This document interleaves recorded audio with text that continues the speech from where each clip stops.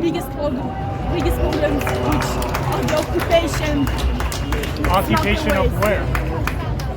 Of Palestine that don't exist in our minds yet. What do you mean, like the occupation of Yaffo, which was an Arab city? I don't believe this kind of areas would change their not their visibility and not their identity. But Wait, what do you mean by occupied? Where is occupied? Gaza, Judah and Shomron.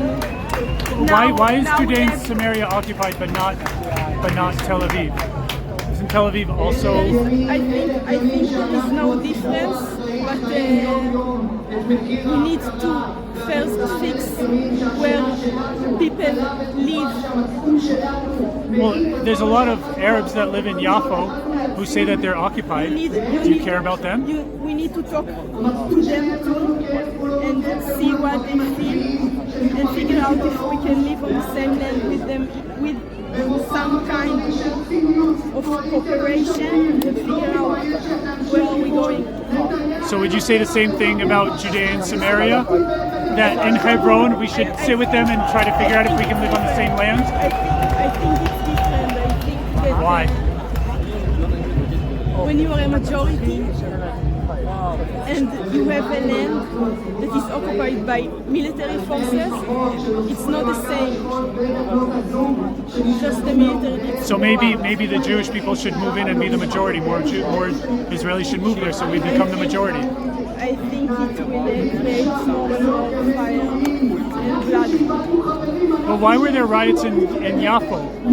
There were riots in Yaffo. You know why? Last year. 5 years ago there were riots in Yaffo because they believe that you are occupying Tel Aviv. I don't think different from them. I think that this So is we should maybe give this Tel is what Aviv. happened. So let's give Tel Aviv let's make Tel Aviv Palestine. This is the interview, or we are. I'm trying to understand.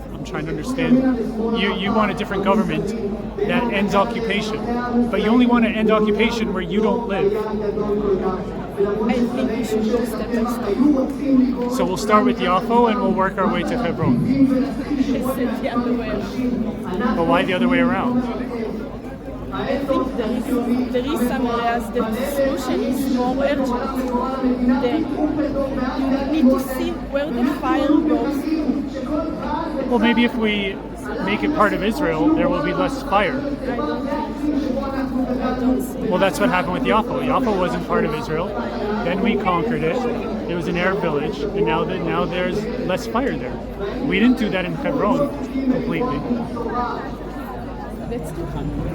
What? That's true. Okay, so maybe the solution is instead of running away from Hebron, we should make it part of Israel and move more Jewish people inside and get the enemies out. You can see this. This is happening with no permission, illegally. Well, that's what happened with Yaffo. That's what happened with Tel Aviv, right? What's going on? Where is the fire now? Fire now is in I Lebanon. don't think any of the citizens here hold a fixed solution divided into 100 steps in order to get peace. But we should start from somewhere. So let's start with Yaffo, which used to be an Arab village until we took it over. Can you switch the camera to the other direction?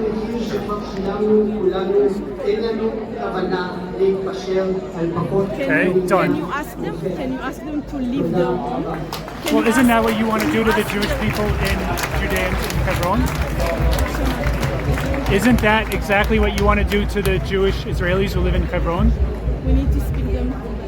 I don't think again, I don't think we can get anywhere without talking. So you're open to having a dialogue with settlers and Hilltop Youth, Narei Gvaot. There are legal settlers and there are illegal settlers. So you won't have a All the dialogue with the illegal illegal. You won't have settlers dialogue with the illegal ones. Need to step back. A lot of We Muslims, need to talk to everybody, including illegal settlers. including because we need to understand where the roots of the hate and the splitting is leading. Yeah, the roots of the hate are in the Quran. If it sits in region, so I have a feeling that it can't go anywhere. The roots of the hate, I'll tell you where the roots of the hate is. I'll save you time. The roots of the hate are in Islam. They're in the Quran. Explain more. Muslims are taught from a very young age to hate all Jewish people. And the fact that Jewish people live in Tel Aviv and Haifa and Hebron is an insult to them, and it's a disgrace. And that's why they are always trying to genocide us. I don't believe it's true.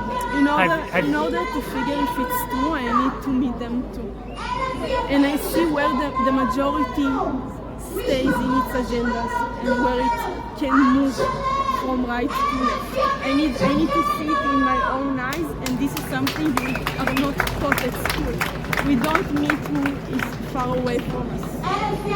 Well, yeah, because they want you dead. When do we meet them? When we turn 18 and we get to the army and all our parties to shoot them or watch them or limit their day-to-day lives. So wait, so let me... This is the gap that I can define as a root.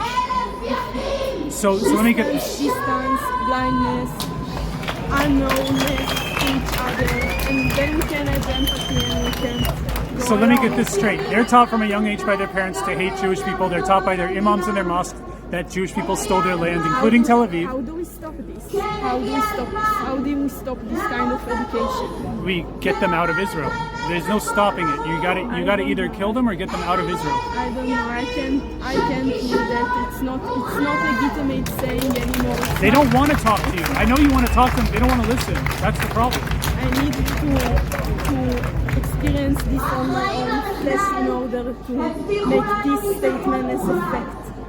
So you want to go into Hebron and talk to these people? There are people who speak 2 languages, students that live side by side from very young age.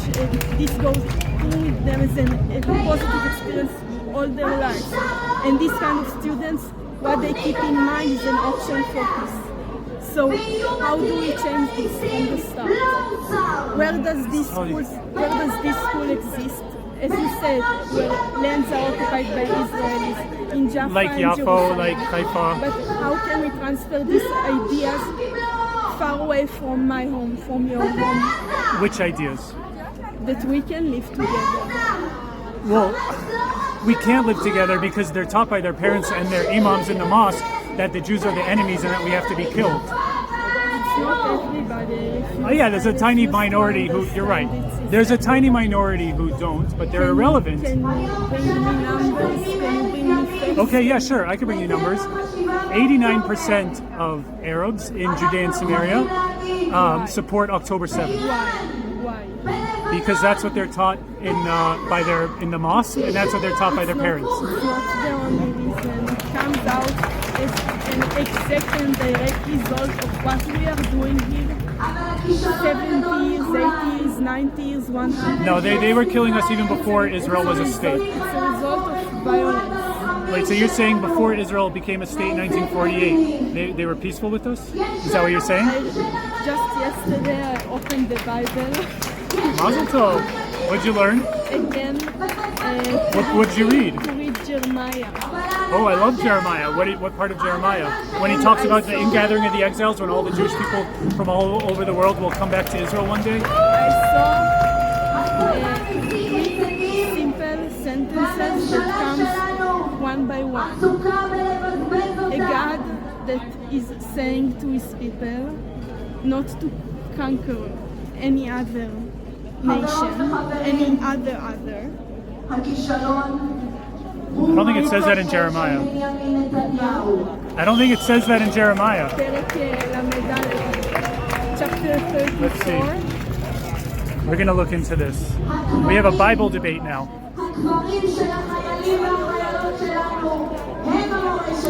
I'm pretty sure we were commanded to conquer the land and drive out the enemies. It says so specifically in Numbers. They did the opposite. Who did the opposite? Us, the Israelis. And oh wait, you're talking about when Babel was already you're You're talking about when Bavel was already attacking. Just before. He said not to fight back, right? No, I don't talk about fighting back.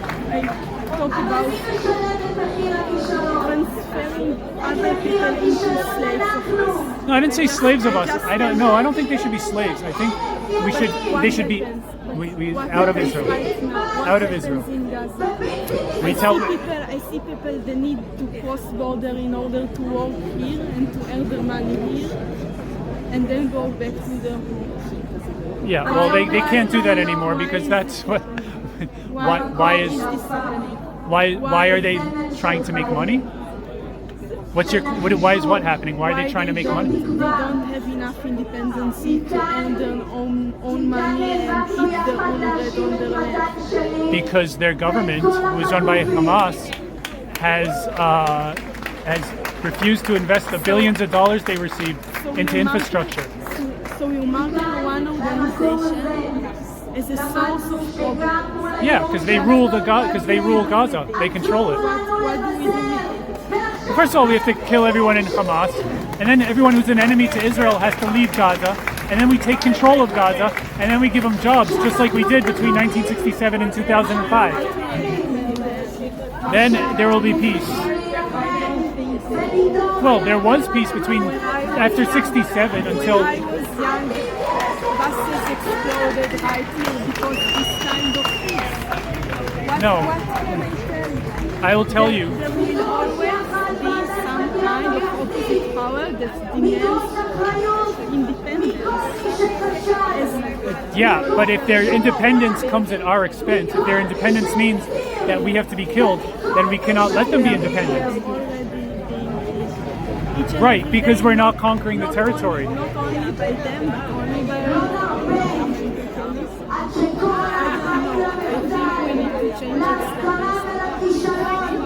I think we need to change it too, but just in the I must try another way because your way didn't give me. I need to figure out something new, and I don't have. Well, no, my way is something new. Israel has never said, let's conquer Gaza, kill Hamas, and get the Arabs who are against us out of Gaza. I'll tell you what's going on. We're playing a game of tag. We shoot them, we pull back. We don't shoot, we give them warning when we blow up buildings. The terrorists know that we're coming, and then they. According to Hamas, 60,000 people died, which includes natural deaths, and it doesn't differentiate between Hamas terrorists. Yeah. Well, according to Hamas numbers, no, even Hamas doesn't say that. I will. Hamas does not say that. Hamas. You should also calculate all the people that are dying out of hunger, out of there are no hospitals working. Yeah, whose fault is that? Babies in mother belly. I can ignore a reality where bodies are just. So they should have. So I can ignore this, and I don't want this anymore. I don't. So they should have thought about that before they did October 7th. Who is they? Again, Gaza, the people of Gaza. Each and every one of them. They all supported it. I have to talk to them. Good luck with that. Good luck talking to them. I hope you come out alive. I have to do it because there is no other way. Make sure you do it on Zoom and not in person, because the results might not be so nice if you try to talk to them in person. What kind of these sayings, which reality this kind of saying is created? In the reality of what kind of reality? The only reality. The reality that we live in. They have not earned our trust. In fact, they've done the opposite. They've given us every reason not to trust them. How do we build trust? It's not on us to build trust. It's on them to build trust with us. No. We owe them absolutely nothing. They owe us everything after what they did on October 7th. I don't really say this. And I hate this interview because all you do is just opposing me. Do you want me to just agree with you? No, I just want us to figure out a new way.